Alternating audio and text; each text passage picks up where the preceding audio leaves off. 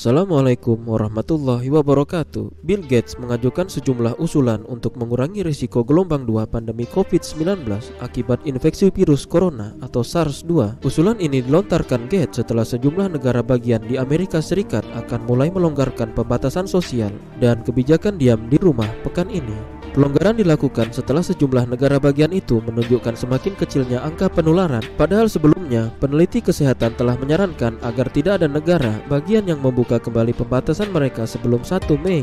Gates mengingatkan, kecilnya angka penularan tidak berarti kawasan itu bebas dari risiko, sebab ada kemungkinan wabah gelombang 2 yang lebih mematikan.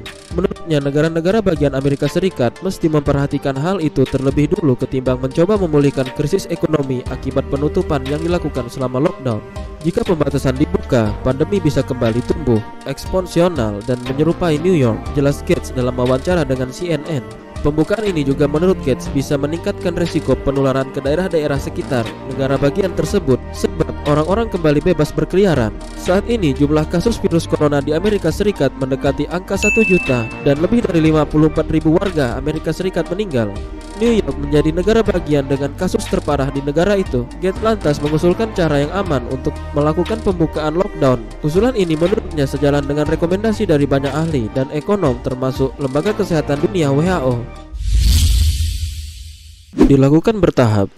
Menurut Gates, pembukaan perlu dilakukan bertahap dengan mengutamakan elemen masyarakat mana yang harus segera kembali bekerja. Menurut Gates, pembukaan perlu difokuskan pada sektor yang berpengaruh pada ekonomi terlebih dulu seperti sekolah, manufaktur, dan konstruksi. Ketika sudah beroperasi, fasilitas-fasilitas itu pun mesti tetap memperhatikan penggunaan masker dan menjaga jarak sosial. Ketika sektor bisnis dan sekolah sudah mulai beroperasi, komunitas suatu wilayah mesti terus melacak efek dan angka percepatan infeksi. Diagnosa dan pelacakan kontak. Mereka yang kembali bekerja pun perlu menjalankan mekanisme kesehatan. Diagnosa kesehatan perlu dilakukan termasuk pelacakan kontak atau kontak tracking. Maksudnya, jika ada kasus positif baru, perusahaan mesti bisa melacak dengan siapa saja orang ini sempat kontak agar bisa diketahui potensi penularan. Perbanyak pengetesan berkala.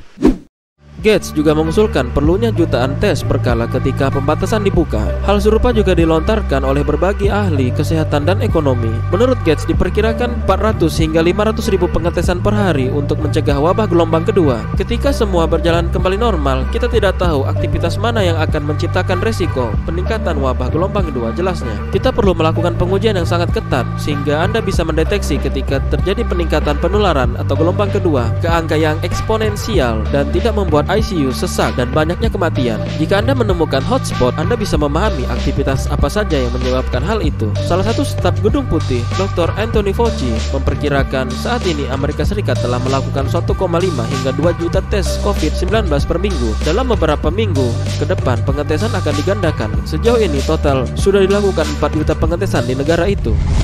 Tes selesai 1 hari. Gates juga menaruh perhatian pada proses pengetesan COVID-19.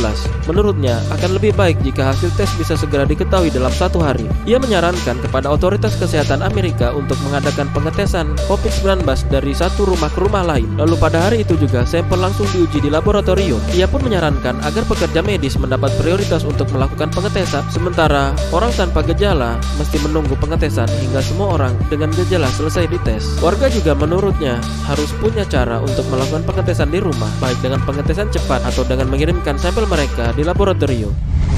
Demikian informasi dari kami dan sampai jumpa di video selanjutnya. Wassalamualaikum warahmatullahi wabarakatuh.